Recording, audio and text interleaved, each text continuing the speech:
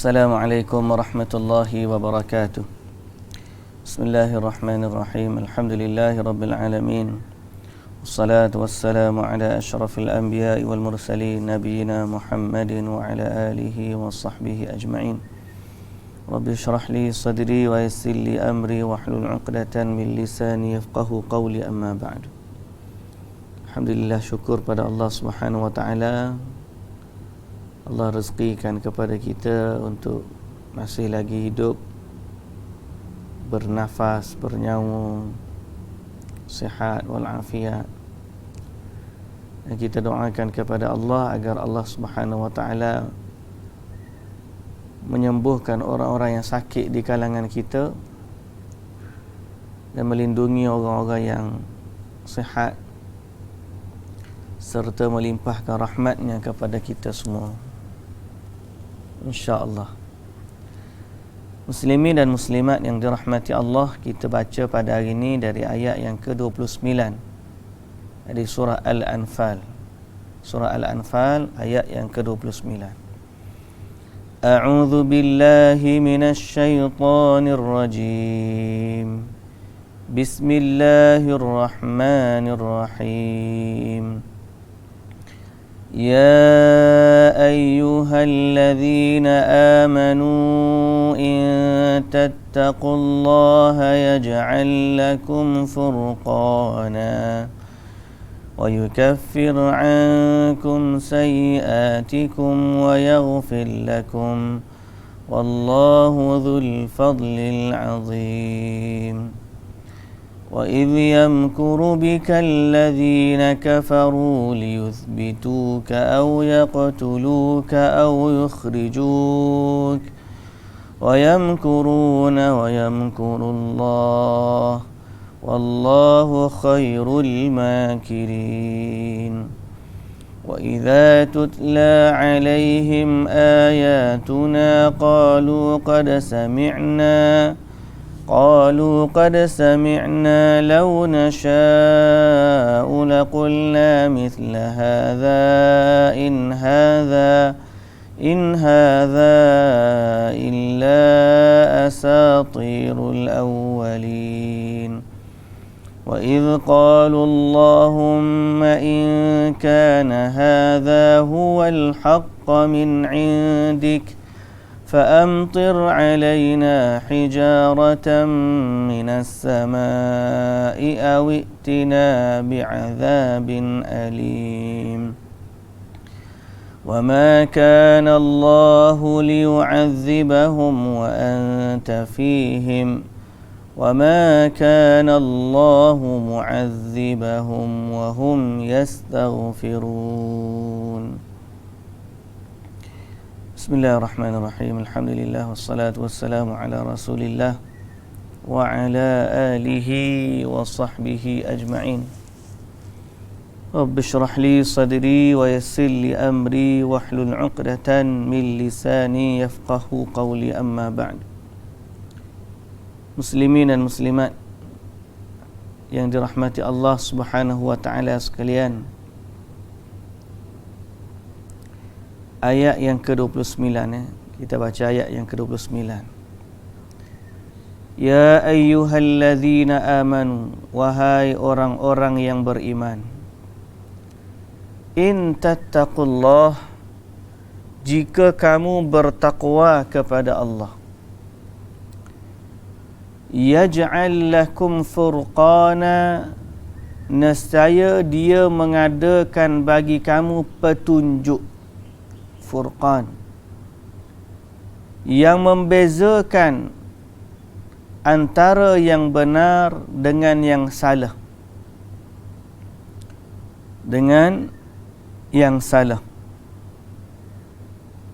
Disebut juga oleh Ibnu Abbas dan As-Suddi wa Mujahid wa Ikrimah wa Qatadah wa Dhahak furqanan ay makhraja. Makhraja ni jalan keluar. Jadi ayat ni sama dengan ayat yang kita baca dari surah At-Talaq yang dipanggil sebagai ayat 1000 dinar. Wa man yattaqillaha yaj'al lahu makhraja. siapa yang bertakwa kepada Allah, maka Allah Azza wa Jalla akan jadikan baginya jalan keluar daripada masalah dia.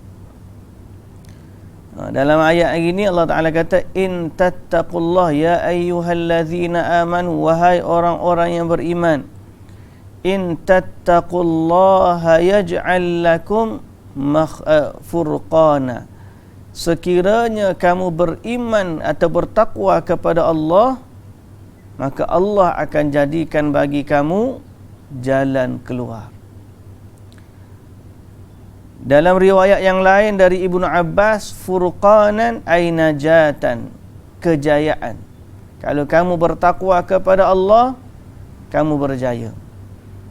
Dalam riwayat yang lain kata nasra. Nasra ni kemenangan atau pertolongan dari Allah. In tansurullaha yansurkum.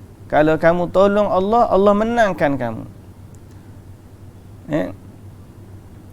Wa qala Muhammad bin Ishaq, berkata Muhammad bin Ishaq, furqanan di sini maknanya ay faslan bainal haqqi wal batil.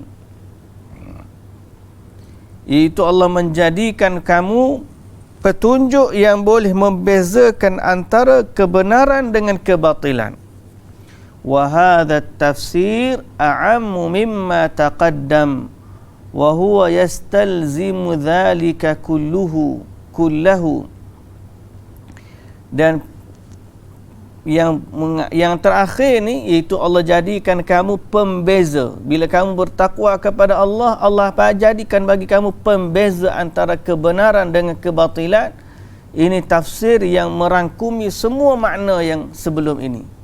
Maknanya bila kamu diberikan petunjuk yang membezakan antara kebenaran dengan kebatilan, disitulah jalan keluar bagi kamu, disitulah kejayaan bagi kamu, disitulah keselamatan bagi kamu, bila kamu ni diberi petunjuk oleh Allah Subhanahu wa taala. Tapi nak dapat petunjuk dari Allah, kita kena bertakwa. In tattaqullah yaj'al lakum furqana. Ayat ni juga menunjukkan bahawa kita, Allah Ta'ala jadikan kita ni ada kemampuan untuk dalam sudut bahasa kita kata, kita kena mula. Kita kena mula. Jangan kita kata, kenapalah kamu ni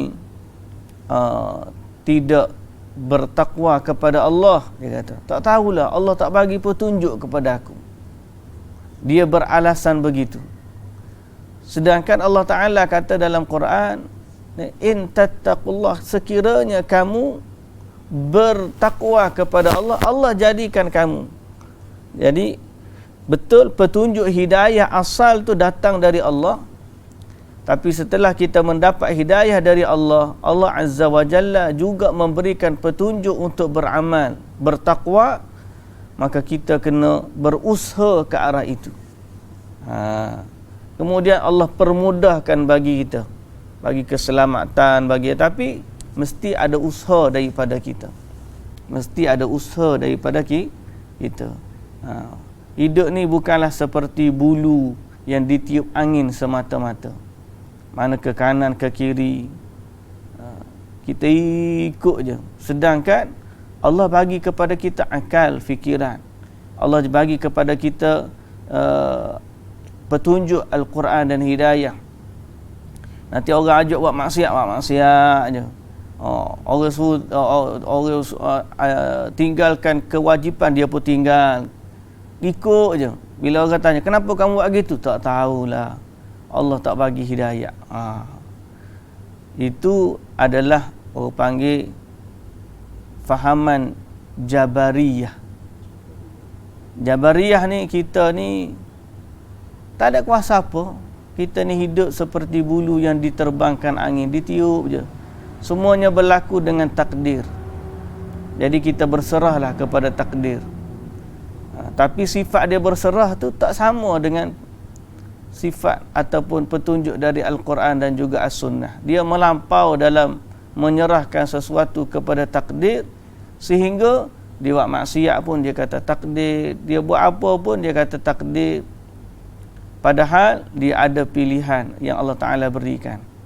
Ada seorang lagi pelampau Qadariyah ni, dipanggil pelampau soal takdir Qadariyah. Tadi Jabariyah. Jabariyah ni orang yang kata kita tak ada apa pun, semua yang berlaku ni kita ni, bukan kita yang nak makan waktu kita nak makan, bukan kita yang nak tidur waktu kita nak tidur. Habis tu tak tahulah automatik tangan kita nak tu. Jabariyah. Qadariyah pula tak ada langsung kaitan dengan Allah. Kita we choose our fate, dia kata. Kita yang tentukan nasib kita. Kalau berlaku baik sebab kita, berlaku buruk sebab kita. Tapi ahli sunnah duduk tengah-tengah. Kita berusaha, Allah yang menentukan. Jadi kalau berlaku kita buat ada kaya, usaha berjaya, alhamdulillah, Allah bagi rezeki kepada kita dan kita usaha. Kalau kita dapat petunjuk hidayah, Allah Ta'ala, kita salat, kita ada usaha, Allah bagi petunjuk. Okey, maknanya tidak akan berlaku daripada kita sesuatu melainkan dengan petunjuk dari Allah. Tapi kita bukan dipaksa seperti mana fahaman Jabariyah, tak. Kita ada keinginan, kita ada usaha. Di situlah terletaknya perintah Allah. Semua perkara berlaku dengan takdir, tapi Allah Azza wa Jalla mentakdirkan juga kita ada hak ataupun kita ada keinginan untuk memilih melakukan sesuatu. Jadi jangan tipu diri sendiri. Di saat kita makan, memang kita yang makan. Bukan tak tahulah tiba-tiba tangan ni bergerak, aku tak nak makan, dia makan. Tak berlaku gitu. Tu fahaman Jabariyah yang menyimpang. Murji'ah kategori lain, dalam bab lain. Dalam bab lain. Dia ada kumpulan-kumpulan ni, kumpulan soal akidah ni, dia ada beberapa isu yang dibincangkan. Orang panggil Murji'ah tu duduk dalam ta'rif iman. Dalam ta'rif iman, iman ni ikrar dengan hati, tasdiq bil qalbi, mempercayai dengan lisan, kemudian mengikrar dengan lisan, dengan mempercayai dengan hati, mengakui dengan lisan, beramal dengan anggota. Jadi itu ta'rif ahli sunnah. Maknanya ahli sunnah memasukkan amalan hati, amalan lisan, amalan anggota. Tapi Murji'ah dalam bab tu tak. Dia bab lain. Murji'ah dalam bab tu, iman ni hanya perkataan di lisan dengan hati. Perbuatan ni tak masuk. Itu Murji'ah. Khawarij pula akidah dia dalam soal kafirnya pelaku dosa besar. Pelaku dosa besar kafir. Murji'ah kata pelaku dosa besar tak ada apa, tidak menjejaskan iman, tak turun iman dia, iman dia tetap macam tu je. Tapi ahli sunnah kata tak, iman ni ada naik turun, dan perbuatan dosa besar tidak mengeluarkan seseorang itu daripada kekufuran. Jadi bab-bab akidah tu ada perbahasan dia. Wallahu ta'ala alam. Baik, muslimin dan muslimat yang dirahmati Allah. Jadi kita katakan berdoa kepada Allah, dalam masa yang sama kita berikhtiar dan berusaha.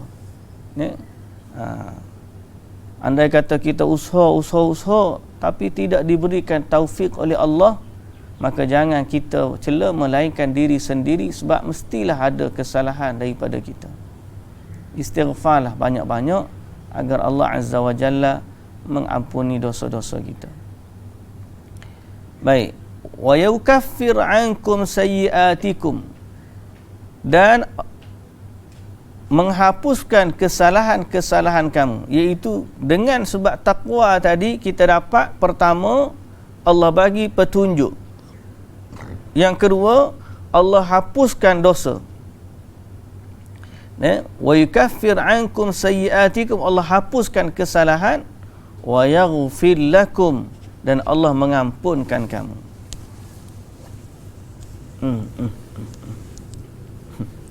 Nampak dia ni? Alah baby besar dah ni. Baik. Jadi ada 3 kebaikan dari takwa di sini. Pertama apa? Dengan sebab kita bertakwa, Allah bagikan kita petunjuk. Yang ni kata Allah Ta'ala kata walladzina jahadu fina lanahdiyannahum subulana. Siapa yang bermujahadah, Allah Ta'ala akan tunjuk padanya jalan hidayah. Jadi semua ayat-ayat ni menunjukkan ada usaha daripada kita. Tetapi kita ingat Nabi SAW kata di saat kita melangkah satu langkah menuju Allah, Allah datang kepada kita. Siapa yang datang kepada Allah sejengkal, Allah dekat kepadanya sehasta. Siapa yang datang sehasta, Allah dekat kepadanya sedepa. Siapa yang datang kepada Allah, dia berjalan, Allah dekat kepadanya seperti berlari. Maknanya apa? Allah lebih sayang kepada kita daripada kita sayang kepada Allah. Cumanya Allah nak tengok kita ni sayang ke tidak. Kena ada usaha, kena ada ikhtiar daripada kita. Di saat kita ikhtiar, walladzina jahadu, kita bermujahadah, Allah bantu kita. Ni Allah dekatkan lagi kepada kita. Jadi sebab itu kita katakan soal takwa ni, kita minta dengan Allah agar Allah Subhanahu Wa Taala jadikan kita dari orang yang berikhtiar atau berusaha untuk menjaga diri kita, yang selebihnya insya-Allah Allah Taala akan jaga diri kita. Ni kadang-kadang kita ni tak baik, tak banyak pun kebaikan, tapi sebab penjagaan Allah kepada kita, banyak benda yang kita selamat. Ni kita jaga, ihfazillah, Nabi kata, jagalah Allah yahfazka, nanti Allah jaga kamu. Semua tu Allah Subhanahu Wa Taala nak tengok kita ni macam mana. Allah biarkan kita, dia nak tengok kita macam mana. Di saat kita sahut seruan Allah, janganlah habis tengah ngajar ni. Pergi balik balik kat rumah. Habis tengah ngajar ni. Baik. Wallahu dzul fadlil azim, dan Allah mempunyai limpah kurnia yang besar. Baik. Fa inna man ittaqallah bi fi'li awamirihi wa tarki zawajirihi. Macam mana kita bertakwa kepada Allah? Dengan melaksanakan apa yang diperintahkan dan meninggalkan apa yang dilarangkan. Wifqa li ma'rifatil haqqi minal batil, sesuai dengan mengetahui kebenaran dari kebatilan. Fakana dzalika sababa nusrihi wa najatihi wa makhrajihi min umuri dunya wa sa'adatihi yaumal qiyamah. Yang demikian itu menjadi sebab kemenangannya, keselamatannya dan jalan keluar baginya dari masalah dunia dan mendapat kebahagiaan di hari akhirat. Wa yukaffir ankum sayyiatikum, dan Allah Ta'ala menghapuskan kesalahan dan mengampunkan dosa. Apa beza menghapuskan kesalahan dan mengampunkan dosa? Iaitu satruha, bukan sekadar dosa diampunkan. Bila dihapuskan ni maknanya apa? Satruha anin nas, disembunyikan daripada manusia. Ampun saja, ampun ni ada dosa kemudian tidak dihukum. Tapi menghapus kesalahan maknanya daripada rekod tu tak ada. Rekod tu tak ada. So kita ni ada orang dibebaskan tapi rekod jenayah dia ada. Bahasa kita lah. Tapi ada orang juga dia dihapuskan rekod, seolah-olah dia tidak bersalah sama sekali, tak ada dosa tu. Ini antara kelebihan kita bertakwa kepada Allah Subhanahu Wa Taala. Bukan sekadar Allah mengampunkan dosa, malah Allah menyembunyikannya dari kalangan manusia. Semoga Allah Subhanahu wa taala mengampunkan dosa-dosa kita, menutup keaiban kita dunia dan akhirat, dan semoga Allah Subhanahu wa taala menutup juga dosa-dosa kita dari pandangan manusia di dunia dan juga akhirat. Muslimin dan muslimat yang dirahmati Allah, okey, kita ni kadang-kadang dia panggil jabatan netizen. Jabatan netizen ni ada benda yang baik dia buat, tapi kadang-kadang melampau. So di saat kita orang panggil mengikuti sesuatu kes atau sesuatu isu berpada-pada pada had limit yang dibenarkan. Jangan sampai kita melampaui batas, dibimbangi, takut-takut kita ni melanggar batasan syarak sehingga implikasinya takut datang kat kita. Sebagai contoh, ada satu kesalahan yang kita nak jelaskan kesalahan tersebut. Maka sekadar kesalahan tersebut kita jelaskan, dan maksud daripada tu ialah mungkin orang tu dihukum ataupun orang yang terlibat mendapat hak dia kembali. Itu kita nak. Tapi kadang-kadang dalam nak mencari kebenaran tersebut, banyak isu-isu kecil-kecil yang tokok tambah, yang mari-mari kadang-kadang yang tidak berkaitan dengan isu asal, kita pun bongkar habis. Kadang-kadang cerita politik pun sama. Nah, cerita politik kita nak memerangi rasuah, kita nak memerangi korupsi, kita nak memerangi kebatilan. Tapi dia ambil isu-isu kadang-kadang peribadi yang tidak melibatkan kepimpinan, tidak melibatkan rasuah dia ambil isu-isu yang tak ada kaitan, tapi oleh kerana semangatnya kali dia jadi buka keaiban. Yang tu kita kena hati-hati. Termasuk takwa kita kepada Allah ialah menutup keaiban seorang Muslim pada hak yang sepatutnya. Tapi kalau dia tu kesalahannya benar, maka hukumlah kesalahan sesuai dengan kesalahan dia. Bukan kita melindungi kesalahan, tetapi letaklah jenayah sebagai jenayah, keaiban sebagai keaiban. Ada benda yang kita treat sebagai jenayah, maka treatlah jenayah tersebut. Tapi ada benda yang termasuk keaiban peribadi, so kita tutup yang tu. Kita tutup yang tu.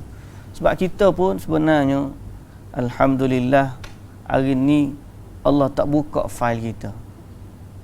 Betul tak? Kalau Allah buka fail kita, berat kita. Berat kita ni kalau Allah buka fail kita. Jadi sedap kita dek kecek pasal orang lain yang buka fail. Kalau buka fail kita, dari sudut mana tu? Wallahu ta'ala alam. Jadi kembali kepada kebaikan takwa. Di saat kita bertakwa kepada Allah, maka Allah akan ampunkan dosa kita, Allah tutup keaiban kita, dan Allah menjadikan bagi kita petunjuk yang membezakan antara kebenaran dengan kebatilan. Okey, biarlah pihak-pihak yang berkepentingan, yang tahu maklumat tu, yang benar-benar pasti, mereka yang buat kerja, mereka yang panggil report ke, mereka yang menyiasat dengan terperinci ke. Kita ni kadang-kadang orang panggil jabatan netizen. Hak kita tahu tu belum tentu betul, belum tentu salah, tapi kita punya sembang macam seolah-olah kitalah hakim negara. Kitalah hakim negara. Ada satu universiti yang hebat, mana-mana orang masuk tiba-tiba boleh jadi macam-macam profession. Dia masuk setengah jam je. Orang biasa masuk dengan masa setengah jam dia masuk tu, dia boleh jadi doktor, dia boleh jadi hakim, dia boleh jadi pemimpin, dia boleh jadi menteri, dia boleh jadi apa lagi, macam-macam dia boleh jadi. Polis, dia boleh jadi penyiasat persendirian. Universiti itu nama dia Facebook. Universiti Facebook, universiti IG, universiti Twitter. Masuk je macam-macam boleh jadi. Jadi serahkanlah kepada pihak yang berkuasa, yang terlibat. Kita bukan melindungi siapa-siapa, tapi nasihat tu agar kita tidak melampau dalam menyebarkan keaiban. Boleh jadi ada yang terlibat yang patut kita sekat, maka sekatlah. Cuma biarlah pihak yang berwajib dan berkuasa mengambil tindakan, dan semoga Allah Subhanahu Wa Taala menyelamatkan kita semua daripada fitnah dunia dan juga akhirat, dan Allah selamatkan kita daripada fitnah berkaitan dengan agama. Baik muslimin dan muslimat yang dirahmati Allah Subhanahu Wa Taala sekalian. وَإِذْ يَمْكُرُ بِكَ الَّذِينَ كَفَرُوا لِيُثْبِتُوكَ أَوْ يَقْتُلُوكَ أَوْ يَخْرُجُ masuk dalam tu, Habis nak mengajar. Dan ingatlah, وَإِذْ يَمْكُرُ بِكَ الَّذِينَ كَفَرُوا لِيُثْبِتُوكَ أَوْ يَقْتُلُوكَ أَوْ يُخْرِجُوكَ. Ketika mana kaum musyrikin menjalankan tipu daya terhadapmu untuk menahanmu atau membunuhmu atau mengusirmu. Wa yamkuruna wa yamkurullah.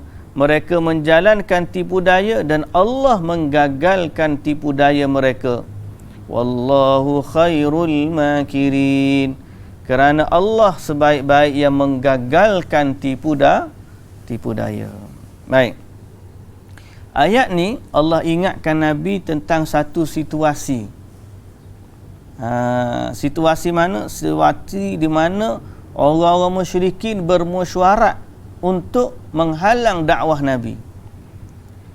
Diriwayatkan oleh Ibnu Ishaq dalam Al-Maghazi, Sahibul Maghazi an Abdullah bin Abi Najih, dan disebut dalam tafsir ini, dia kata Ibnu Abbas menceritakan ada beberapa pembesar Quraisy bermesyuarat. Mereka pergi kepada Darun Nadwah. Darun Nadwah ni adalah tempat berkumpulnya pembesar-pembesar Quraisy. Darun Nadwah, clubhouse lah kalau kita lah ni. Parlimen pun boleh jadi juga. Darun Nadwah ni tempat parlimen dia lah. Istilah parlimen tu lagi nampak besar lah, sebab dia untuk buat keputusan besar. Waktu dia nak mesyuarat tentang Nabi Muhammad sallallahu alaihi wasallam, tiba-tiba datang seorang lelaki tua.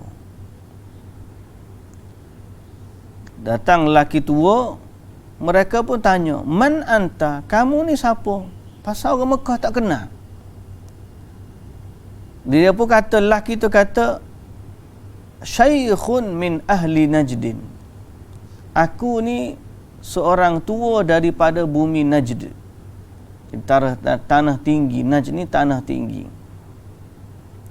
Rupa-rupanya lelaki tua itu adalah syaitan. Syaitan yang menyamar dalam rupa lelaki tua. Orang pun tanya dia, "Kenapa kamu datang?" Dia kata, "Sami'tu annakum ijtama'tum fa aradtu an ahdurakum wa lan ya'dimakum ra'yi wa nushi." Dia kata, "Aku dengar kamu nak berkumpul. Jadi aku tak nak pandangan aku terlepas daripada pengetahuan kamu. Jadi aku nak bagi pandangan dalam masalah." Mereka pun kata, "Boleh, masuklah." Dia pun masuk. Iblis pun masuk. Dia pun bincang, macam mana kita nak buat urusan Muhammad. Kata di seorang lelaki, "Kita tangkap dia. Kita kurung dia sampailah dia mati. sebagaimana kita buat kepada penyair-penyair sampai mereka binasa, itulah kita buat kepada Muhammad. Iblis pun kata dalam bentuk manusia, wallahi, demi Allah, ma hadza bi ra'yi, aku tak setuju. Aku tak setujulah. Dia kata apa? Kalau kamu kurung, nanti Tuhan dia akan keluarkan dia dari kurungan kamu, jumpa dengan sahabat-sahabatnya, dan dia akan mengeluarkan kamu daripada negeri kamu ini. Kamu tak selamat kalau kamu kurung dia. Patut kata betul juga macam tu. Ada pandangan lain tak? Cadangan yang kedua, dia kata kita keluarkan dia daripada Mekah. Kita halau dia, usir daripada Mekah. Nanti bila dia usir daripada Mesir, dah keluar Mekah, apa yang berlaku di luar sana tak terlibat dah kita. Biar dia urusan dia, kita urusan kita. Kata, dan dia pun bila dia keluar, kita berehat. Kita dah tak ada kaitan dengan dia. Kata Syekh An-Najdi, Iblis tadi, dia kata, aku tak setuju. Kalau dia keluar, dia jumpa dengan orang Arab lain, dia kumpul kekuatan dia, nanti dia datang serang kamu balik, keluarkan kamu daripada negeri kamu ni. Okey? Dia orang kata, betul juga. Ada pandangan lain. Bangunlah. Syaitan manusia pula bangun. Syaitan manusia betul lah. Bukan syaitan. Itu syaitan menyamar. Ini syaitan manusia betul. Iaitulah Abu Jahal. Laknatullahi alaih. Abu Jahal kata, aku ada satu pandangan. Mesti kamu tak tolak. Mesti kamu terima pandangan ni. Dan tak ada pandangan lebih baik daripada hak ni. Apa dia? Kita panggil 12 orang daripada kabilah-kabilah Quraisy. Dalam Quraisy ni ada kabilah-kabilah. Kita panggil setiap kabilah hantar seorang wakil. Kita bagi mereka pedang. Setiap wakil kabilah ni pergi bunuh Muhammad. Berkumpul pergi bunuh Muhammad dalam sekali bunuh. Maka apabila dia terbunuh, darah dia ni akan berkongsi, iaitu hukum balas dia ni, darah dibayar darah, hutang darah dengan darah ni. Hutang darah ni dikongsikan seluruh kabilah Quraisy. Dan aku tak rasa Bani Hashim boleh tuntut bela di atas semua kabilah Quraisy. Nanti bila begitu, dia tak boleh tuntut bela dan Muhammad pun mati, kita pun senang. Kata siapa ni? Abu Jahal. Jahat Abu Jahal ni. Padahal dia tu orang yang ada kaitan dengan Nabi sallallahu alaihi wasallam. Kemudian Iblis kata, yang ni lah aku setuju. Jahat Iblis ni. Al-qawlu ma qala al-fatah la ara ghairahu. Ini pandangan aku seperti mana yang dia tu kata. Aku tak setuju pandangan lain. Aku nak yang ni juga. Iaitu apa? Kita bunuh Muhammad. Jadi mereka pun berpecah pada malam tu, melaksanakan perancangan mereka. Tapi Allah Subhanahu Wa Taala memerintahkan Jibril bagi tahu kepada Nabi sallallahu alaihi wasallam akan perancangan mereka. Lalu pada malam tu Jibril kata, jangan tidur di pembaringan kamu, sebaliknya kamu keluarlah daripada Mekah ni, lalu pada siang hari besoknya Nabi pun keluar daripada Mekah, berhijrah, dan perancangan mereka pada malam seterusnya itu mereka tidak berjaya. Mereka tidak berjaya. Allah izinkan Nabi sallallahu alaihi wasallam keluar daripada Mekah. Baik.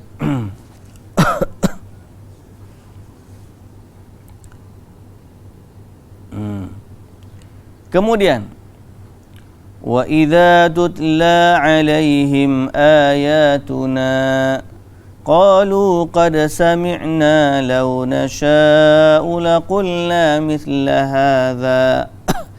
Dan ingatlah juga apabila dibacakan kepada mereka ayat-ayat kami, mereka berkata, sesungguhnya kami telah mendengarnya, yakni seperti ini.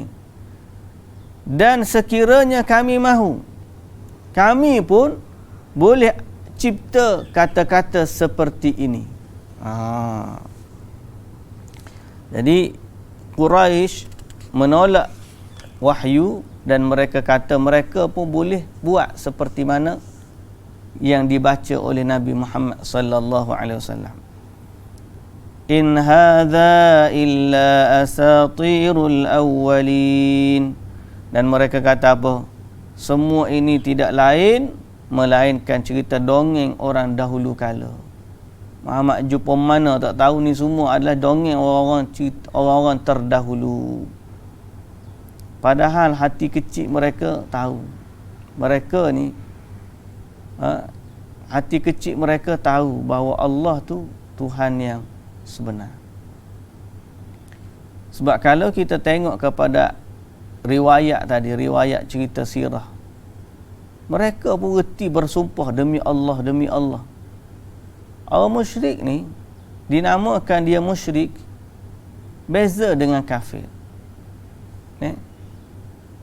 Kafir itu orang yang tidak percaya kepada Tuhan.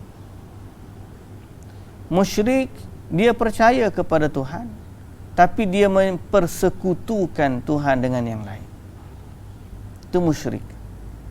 Allah Ta'ala sebut orang kafir, orang musyrikin ni, wa ma yu'minu aktsaruhum billahi illa wa hum musyrikun. Tidaklah kebanyakan mereka beriman melainkan dalam keadaan mensyirikkan Allah. Maknanya mereka kenal Allah, tapi dalam masa yang sama mereka menduakan Allah dengan sesuatu yang lain. Jadi sebab tu mereka ni, hukum mereka sama seperti orang yang tidak beriman, kerana iman bersama syirik tidak diterima. Cuma kita kata mereka kenal lah Allahnya. Dan mereka mengakuilah Allah tu pencipta langit dan bumi. Cumanya mereka tak jadi hukum orang Islam. Sebab mereka hanya sekadar mempercayai Allah tu mencipta langit dan bumi, tetapi mereka tidak menyembahnya. Itu yang membezakan kita dengan mereka. Orang Islam mengakui Allah pencipta langit dan bumi, penguasa pemilik sekalian alam. Kemudian kita menundukkan diri kepada Allah dengan tidak menyembah hanya melainkan Allah Subhanahu wa taala. Baik, jadi Allah ingatkan bagaimana dulu orang kafir ni nak nak bunuh kamu. Dulu orang kafir ni menentang Quran. Dia kata Quran ni dia pun boleh bawa perkara yang sama. Jadi Allah semua ingatkan kepada Nabi sallallahu alaihi wasallam agar orang-orang Islam tahu kenapa Allah Subhanahu wa taala mengizinkan Nabi sallallahu alaihi wasallam dan para sahabat untuk menyerang balas orang-orang musyrikin. Okey. Sebab itu Islam ni tidak berlaku peperangan melainkan kerana dakwah ataupun kerana mempertahankan diri. Apa yang berlaku peperangan antara Islam dengan kafir bukanlah sesuatu kezaliman. Allah tak larang kita berbuat baik kepada orang kafir yang buat baik kepada kita, dengan harapan bila kita buat baik kepada dia, dia mendapat hidayah Allah dan dia masuk Islam. Tapi di saat mereka menentang Islam, memberi kemudaratan kepada agama, maka Allah izinkan kita untuk melawan mereka. Jadi itulah realiti yang berlaku. Jangan pula ada orang mempertikaikan sebab Nabi ni jadi perampok sebab nak rampas harta kafilah dagang. Tak. Allah Azza wa Jalla benarkan Nabi ni sebagai membalas perbuatan orang-orang kafir musyrikin terhadap Nabi dan para sahabat. Baik, dan mereka juga kufur kepada Al-Quran. Wa idh qalu Allahumma in kana hadha huwal haqqa min indik. Dan ingatlah juga ketika mana mereka berdoa kepada Allah atau berkata, wahai Tuhan kami, jika Quran tu betul daripada kamu, maka hujanilah kami dengan batu dari langit, atau datangkanlah azab kepada kami yang tidak terperi sakitnya. Dia sampai cabar Allah Subhanahu wa ta'ala. Bak cabar Allah, dan kenapa Allah tidak menghukum umat ini, yang tu kita sambung besok hari insya-Allah. Kita sambung besok hari 2 ayat ni. Slow pun tak apalah, pasal ayat-ayat ni ada sebaliknya cerita-cerita yang patut kita hayati kejadian dia, dan juga kita ambil faedah daripadanya. Baik muslimin dan muslimat yang dirahmati Allah, kita berhenti setakat tu dulu. InsyaAllah kita sambung besok. Wallahu ta'ala alam. Subhanakallahumma wa bihamdika asyhadu an la ilaha illa anta astaghfiruka wa atubu ilaik. Aqulu qawli hadha wa astaghfirullahal azim li wa lakum. Wassalamu alaikum warahmatullahi wabarakatuh.